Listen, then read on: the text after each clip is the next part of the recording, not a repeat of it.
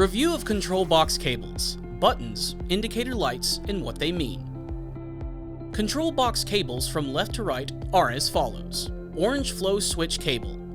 Connects and transfers 24-volt direct current to the flow switch on the pull recirculation piping for flow monitoring. Gray feeder cable. Connects to the junction box on the feeder. Transfers and receives the 24-volt direct current signals to the feed and wash solenoids as well as the high-level switch in the feeder. Chemical controller cable. Plugs into a chemical controller's chlorine output relay to accept a 120 or 240 alternating current signal. Pump cable. Customer supplied and installed by a qualified electrician.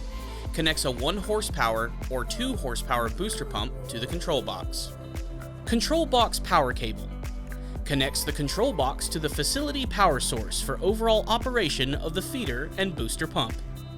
The control box is designed to operate on 120 or 240 alternating current single phase. However, it comes standard with a 120 alternating current plug. A 240 alternating current plug must be supplied locally if it is needed.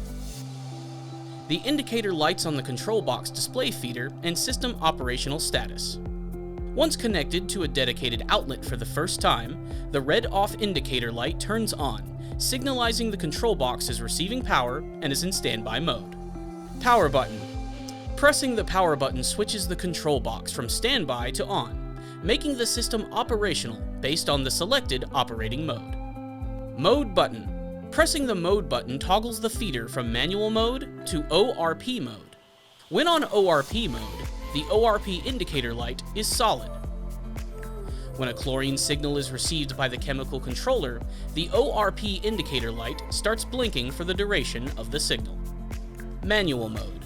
Sets the feeder to operate independent of any chemical controller and uses one of the 8 preset on-off feed solenoid timer settings selected using dip switches 1 to 3 inside the control box.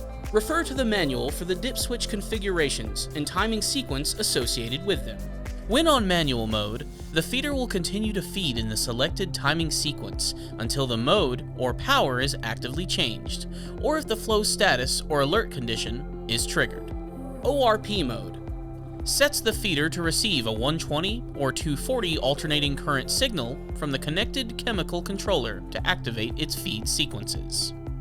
When on ORP mode, the feeder will remain idle until it receives a signal from the chemical controller calling for chlorine. The feeder will go into its selected feed timing sequence for the duration of the signal. Once the chlorine signal stops, the feed sequence stops and the feeder activates the wash solenoid for 4 15-second on-off cycles, for a total of 2 minutes.